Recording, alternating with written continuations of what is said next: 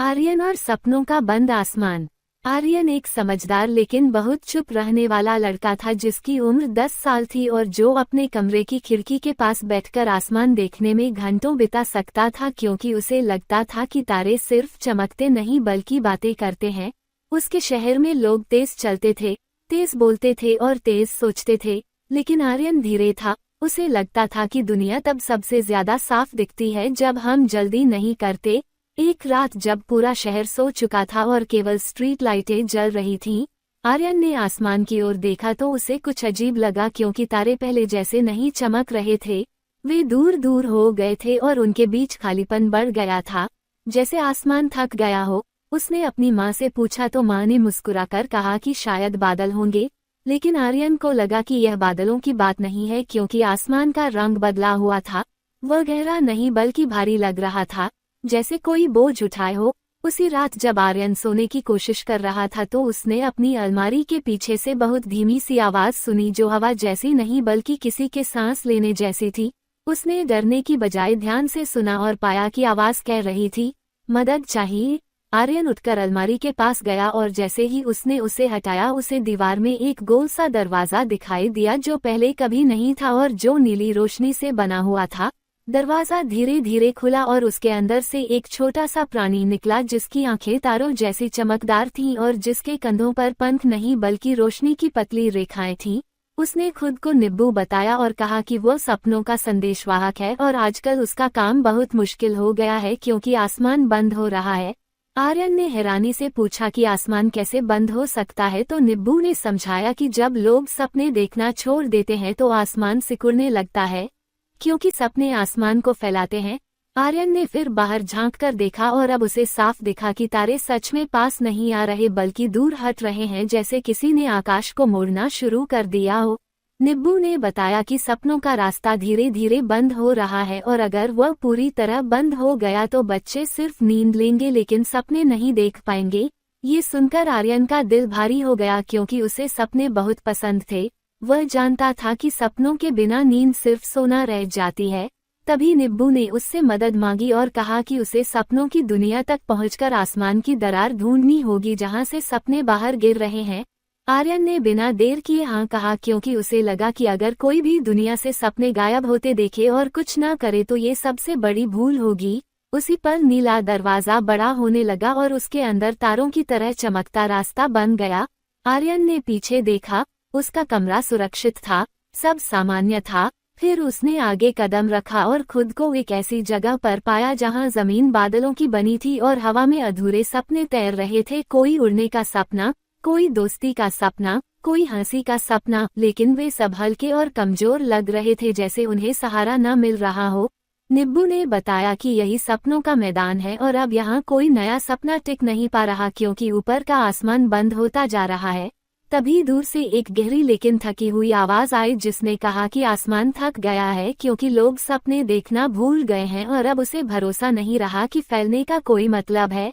आर्यन ने पहली बार महसूस किया कि यह सफर सिर्फ जादू का नहीं बल्कि लोगों की उम्मीदों का है और तभी पूरे सपनों के मैदान में हल्की सी कंपन हुई जैसे कोई बहुत बड़ी चीज धीरे धीरे बंद हो रही हो और आर्यन समझ गया कि समय बहुत कम है क्योंकि अगर आसमान पूरी तरह बंद हो गया तो सपनों का रास्ता हमेशा के लिए खो जाएगा। आर्यन सपनों के मैदान में खड़ा था और चारों तरफ तैरते अधूरे सपनों को देख रहा था जो कभी मजबूत होते थे लेकिन अब कागज की नावों जैसे लग रहे थे। निब्बू ने बताया कि जब बच्चे डर, थकान और जल्दी में सपने देखना छोड़ देते हैं तो सपने हल्के हो जाते हैं और आसमान उन्हें संभाल नहीं पाता। आर्यन ने ऊपर देखा तो पाया कि आकाश सच में सिकुड़ रहा है, जैसे कोई बहुत बड़ा नीला कपड़ा धीरे धीरे मुड़ा जा रहा हो। तारे पास नहीं आ रहे थे बल्कि आपस में टकरा रहे थे जिससे रोशनी बुझने लगी थी। तभी हवा में एक पुरानी आकृति उभरी जिसने खुद को आकाश का संरक्षक बताया और बहुत शांत लेकिन उदास आवाज में कहा कि आसमान फैलता तभी है जब लोग भविष्य के बारे में सोचते हैं और सिकुड़ता तब है जब लोग उम्मीद छोड़ देते हैं। आर्यन ने पूछा कि क्या आसमान सच में थक सकता है तो संरक्षक ने बताया कि आसमान भी महसूस करता है क्योंकि वह अरबों सपनों का भार उठाता है और अब उसे लगने लगा है कि कोई उसे भरने नहीं आ रहा। निब्बू ने समझाया कि एक समय था जब बच्चे उड़ने, खोजने और बदलने के सपने देखते थे जिससे आसमान चौड़ा होता जाता था, लेकिन अब लोग सिर्फ डर से सोते हैं, इसलिए आसमान को सहारा नहीं मिलता। तभी सपनों के मैदान के बीच एक चमकती हुई सीढ़ी प्रकट हुई जो ऊपर बंद होते आसमान की ओर जा रही थी। संरक्षक ने बताया कि यह सपनों की सीढ़ी है जो तभी बनती है जब कोई बच्चा सच्चे दिल से बदलाव चाहता है, लेकिन ये सीढ़ी कमजोर है क्योंकि आसमान बंद हो रहा है। आर्यन बिना झिझके सीढ़ी पर चढ़ने लगा और जैसे जैसे वह ऊपर बढ़ा उसने देखा कि सीढ़ी के पायदान अलग अलग सपनों से बने हैं। एक पायदान पर किसी बच्चे का वैज्ञानिक बनने का सपना था, दूसरे पर किसी लड़की का चित्रकार बनने का सपना, तीसरे पर किसी बच्चे का दोस्त बनाने का सपना। लेकिन हर पायदान पर दरारें थीं क्योंकि उन बच्चों ने उन सपनों पर विश्वास करना छोड़ दिया था। आर्यन को समझ आया कि उसे सिर्फ रास्ता नहीं चढ़ना बल्कि सपनों को मजबूत भी करना होगा। उसने हर पायदान पर रुककर उन सपनों को याद किया और मन ही मन कहा कि सपने बेकार नहीं होते, वे धीरे पूरे होते हैं। जैसे ही उसने ये सोचा पायदान मजबूत होने लगे और सीढ़ी स्थिर होती गई। ऊपर पहुंचते पहुंचते उसने देखा कि आसमान के बीचों बीच एक बड़ी सी सिलवट बनी है, जैसे किसी कपड़े को कसकर बांध दिया गया हो। संरक्षक ने बताया कि यही वो जगह है जहां से सपने बाहर गिर रहे हैं और यहीं से आसमान बंद हो रहा है।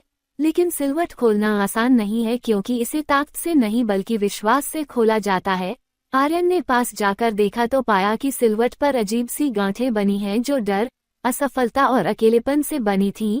निब्बू ने कहा कि इन गांठों को खोलने के लिए आर्यन को उन बच्चों की भावनाओं को समझना होगा जिन्होंने सपने देखना छोड़ दिया।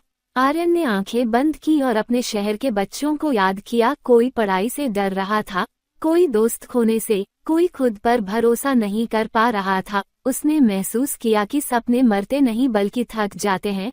उसने पहली गांठ को छूकर कहा कि गलती करना गलत नहीं है और गांठ ढीली पड़ गई। दूसरी गांठ को छूकर उसने कहा कि अकेले होना हमेशा के लिए नहीं होता और वह भी ढीली हुई।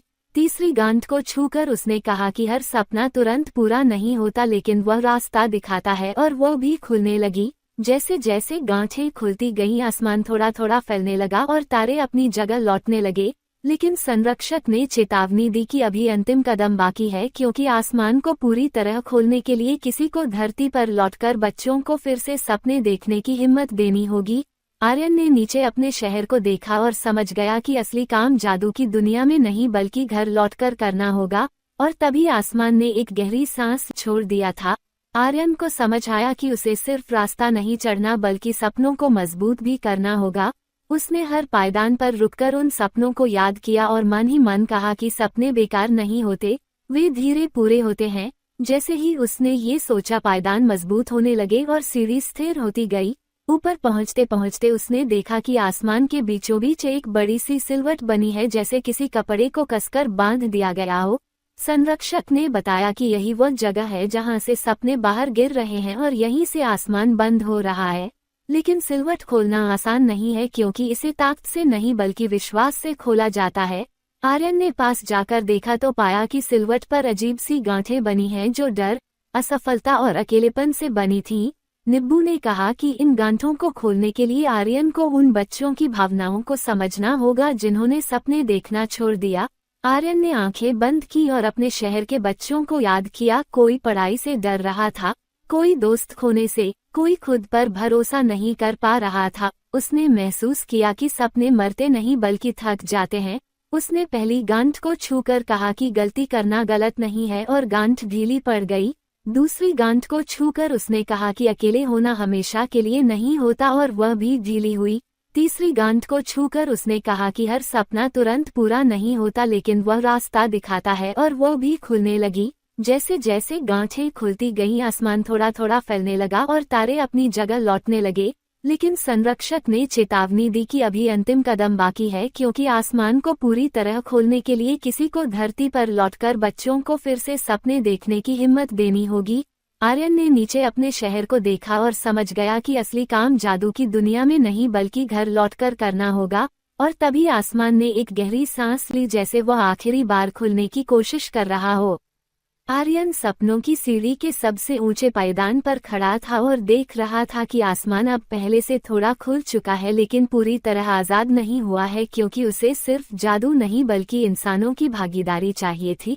आकाश का संरक्षक शांत स्वर में बोला कि आसमान को हमेशा के लिए बचाने का तरीका यही है कि कोई बच्चा वापस जाकर दूसरों को याद दिलाए कि सपने बोझ नहीं बल्कि रास्ते होते हैं। आर्यन ने नीचे अपने शहर को देखा जहां लोग अब भी तेज चल रहे थे और बच्चों की आंखों में थकान झलक रही थी। उसने निब्बू की ओर देखा और समझ गया कि उसका सफर यहाँ खत्म नहीं बल्कि असली दुनिया में शुरू होगा। उसी क्षण सीढ़ी धीरे धीरे गायब होने लगी और आर्यन को हल्कापन महसूस हुआ जैसे कोई उसे बहुत संभालकर नीचे उतार रहा हो। वो अपने कमरे में लौट आया जहां अलमारी के पीछे का दरवाजा अब फिर से दीवार बन चुका था, लेकिन आर्यन जानता था कि वह बंद नहीं हुआ है बल्कि उसके भीतर चला गया है। अगले दिन आर्यन स्कूल गया तो उसने देखा कि उसके दोस्त पढ़ाई से घबराए हुए थे। उसने उन्हें बताया कि गलती करना सीखने का हिस्सा है और धीरे धीरे एक दोस्त मुस्कुरा दिया।